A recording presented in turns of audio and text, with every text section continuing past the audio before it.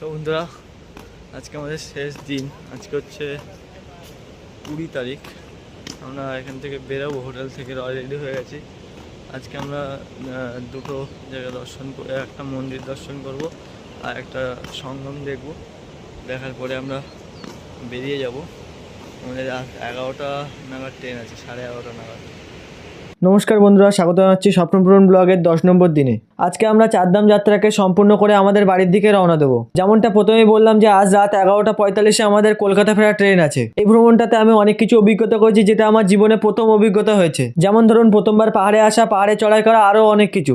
এত সুন্দর পরিবেশে বিগত 9টা দিন যে কিভাবে কেটে গিয়েছে আমি বুঝতেই পারিনি। জীবনে এই প্রথমবার অনেকটা দূরে ঘুরতে এসেছি, আর অনেকটা দিনের জন্য। আজকে যেহেতু আমরা ফিরে যাব, সেই কারণে আমাদের গ্রুপের সবাই আনন্দে মেতে উঠেছে। আনন্দ করতে করতে আমরা চলে আসি ধারীদেবী টেম্পলের ওখানে।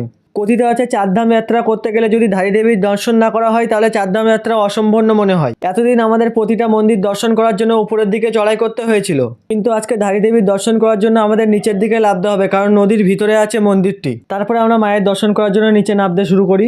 নামতে নামতে আমরা একটু ভিডিও ক্লিপ নিয়ে নিই এখান থেকে। তারপরে কিছুটা পর নামার পরে আমরা মায়ের মন্দিরের গেটের কাছে চলে আসি। গেটের সামনেই জুতো রাখার জন্য একটা জায়গা ছিল, সেখানে আমরা জুতো রেখে মায়ের মন্দিরের উদ্দেশ্যে রওনা দিয়ে দিই। মায়ের মন্দিরে দর্শন করার পরে, মায়ের মন্দির থেকে বেরিয়ে আসার পরে, মায়ের মন্দিরের পিছনে যে ব্রিজটা ছিল, সেই ব্রিজের কাছে কিছু ফটো তুলি। এটা ছিল মায়ের মন্দিরের গেট। তারপর আমরা আবারও বেরিয়ে পড়ি আমাদের গন্তব্য হরিদ্বারের উদ্দেশ্যে। এবার আমাদের মূল গন্তব্য হরিদ্বার হলেও আমাদের প্রথমে যেতে হবে দেবপ্রয়াগ, তারপরে হরিদ্বারের উদ্দেশ্যে আমরা যাব। কারণ দেবপ্রয়াগে যেখান থেকে গঙ্গার উৎপত্তি হয়েছে, সেটা আমাদের দর্শন করতেই হবে। তার কিছুক্ষণ পরেই চলে আসি আমরা দেবপ্রয়াগে। এটা অলকনন্দা, এটা ভাগীরথী সাইড থেকে এসছে, সেখানে এসছে, এটা গঙ্গাতে যাচ্ছে।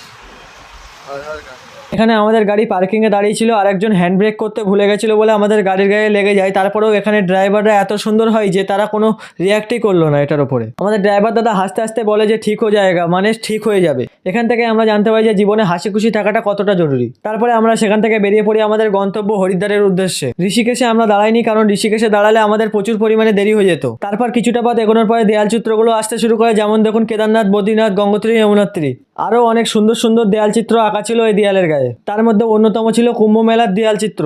আস্তে আস্তে বিকেল হতে থাকে, আর আমরা এগোতে থাকি আমাদের গন্তব্যের দিকে। এই ভ্রমণের শেষের দিকে এসেও এত সুন্দর একটা সূর্যোদয়ের সাক্ষী থাকবো আমি ভাবতেই পারিনি। সূর্যোদয়ের পাশাপাশি হরিদ্বারের যতগুলো ঘাট ছিল, সেই ঘাটগুলোর পাশ থেকে আমরা যাচ্ছিলাম। ভোলে বাবার মূর্তি আর সূর্যোদয় দেখতে দেখতে আমরা পৌঁছে যাই হরিদ্বার স্টেশনে। হরিদ্বার স্টেশনে পৌঁছানোর পরে গঙ্গা আরতি দেখার জন্য কিছুক্ষণের জন্য একটা হোটেল নিয়ে নিই।